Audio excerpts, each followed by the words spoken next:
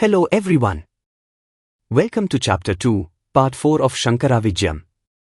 In this segment, we explore the divine events during Aryamba's pregnancy, visions of Nandi, and prophetic dreams received by Shivaguru.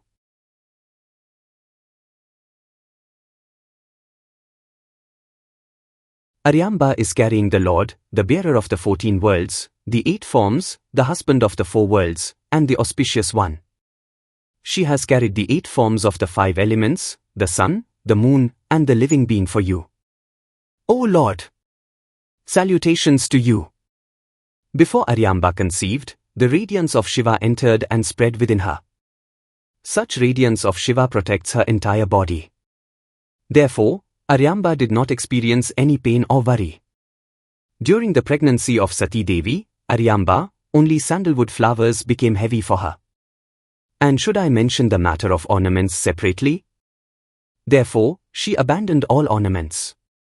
But, she did not feel any burden in carrying the Lord, the creator of the 14 worlds. The reason for that is nothing but the grace of the Lord. Ever since Aryamba became pregnant, her vevilu, cravings to eat anything, had been bothering her a lot. As they are, first she would have a desire for something unpleasant. As soon as it was fulfilled, another desire that was even more difficult to achieve would arise. Although the long-cherished desire of having a son was about to be fulfilled, these desires were not going to be fulfilled. Thus, Aryamba's desires were increasing day by day. All the neighbors tried to provide her with everything she wanted in some way and made her happy. Although having a son was a source of happiness, she thought that the time of pregnancy was very painful. For Aryamba, her growing pregnancy and the vevilu that grew with it were completely natural and nothing else.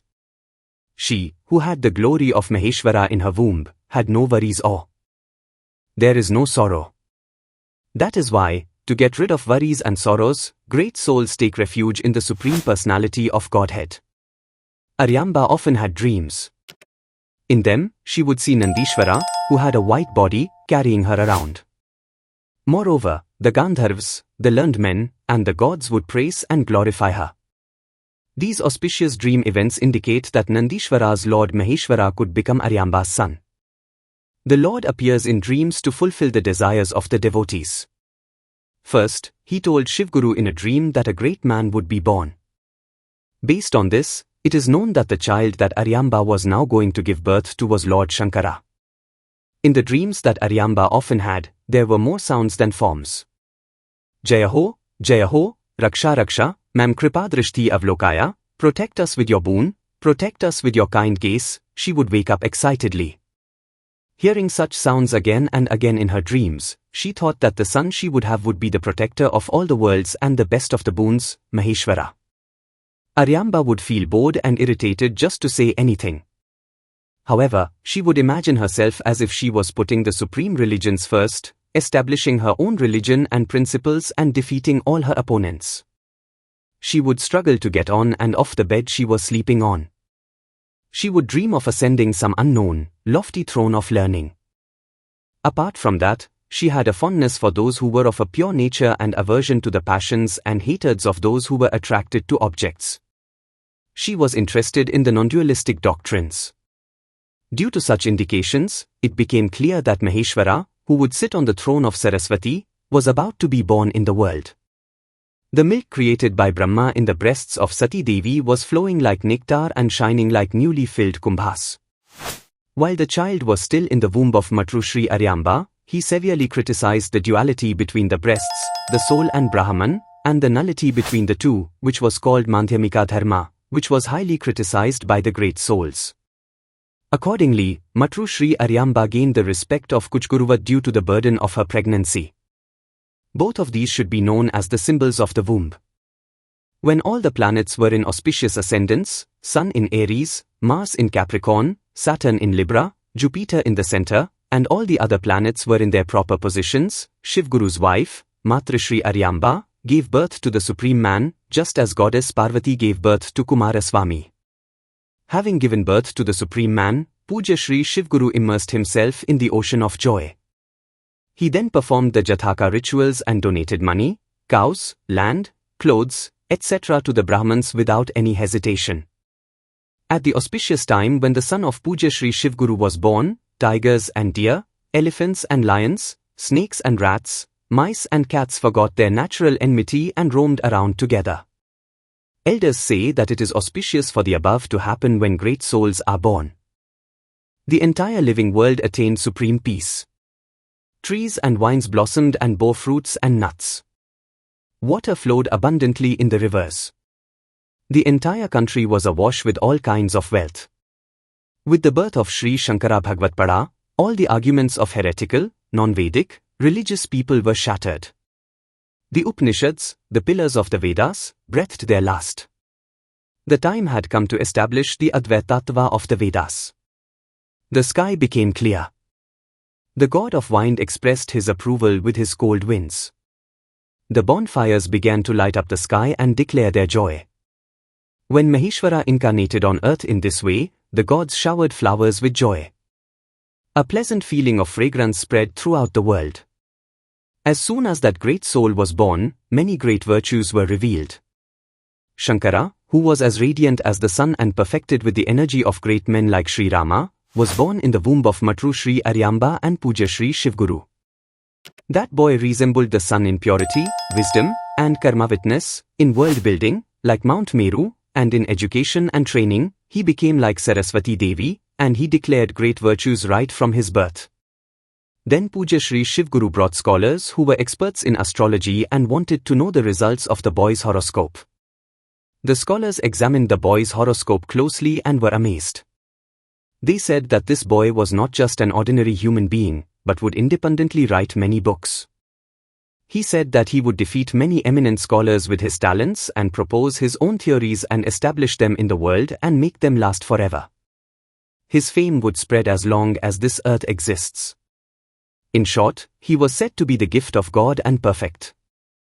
Out of boundless joy, Puja Shri Shivaguru did not ask about the child's age. Even those scholars, unwilling to speak ill of him, did not inform him about the child's age. As soon as the child was born and became a child, Puja Shri Shivaguru wanted to name him.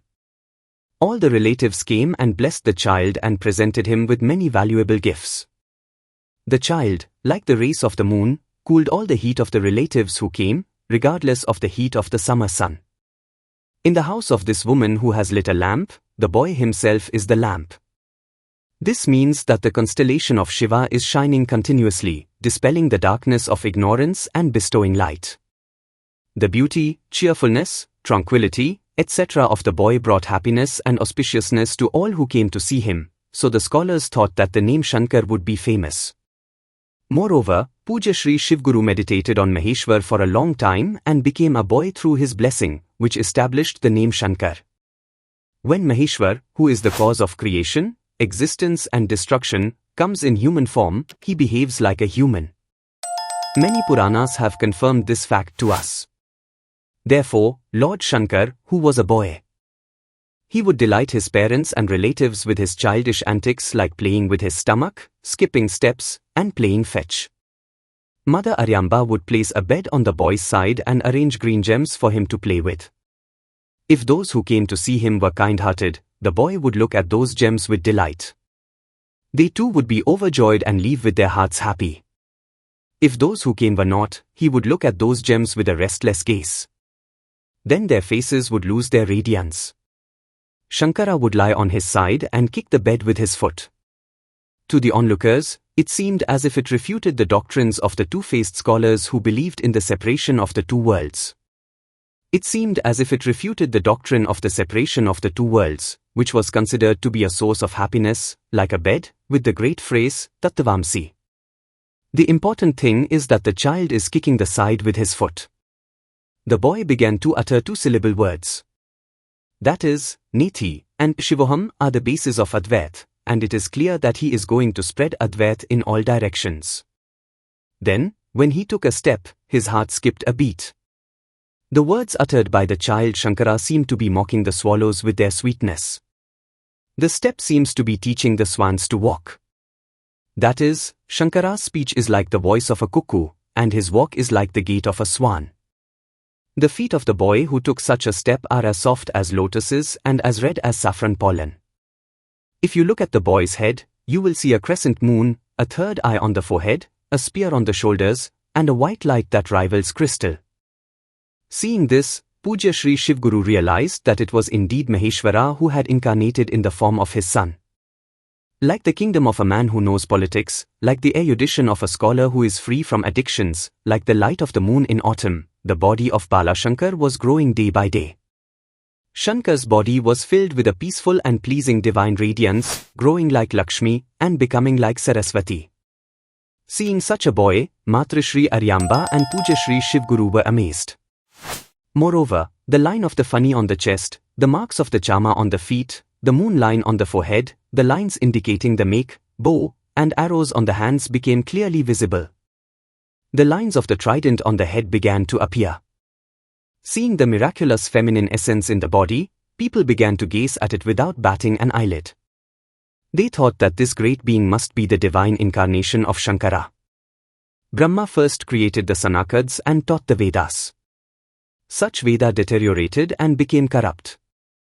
Therefore, even heaven became inaccessible to humans. Thinking that the path of knowledge was the right path for the naturally ignorant beings to attain salvation, the compassionate Maheshwara incarnated on earth in the form of Sri Shankaracharya. Thank you for watching Chapter 2, Part 4 of Shankara Vijayam. Join us in Chapter 3 of the next video for more fascinating insights.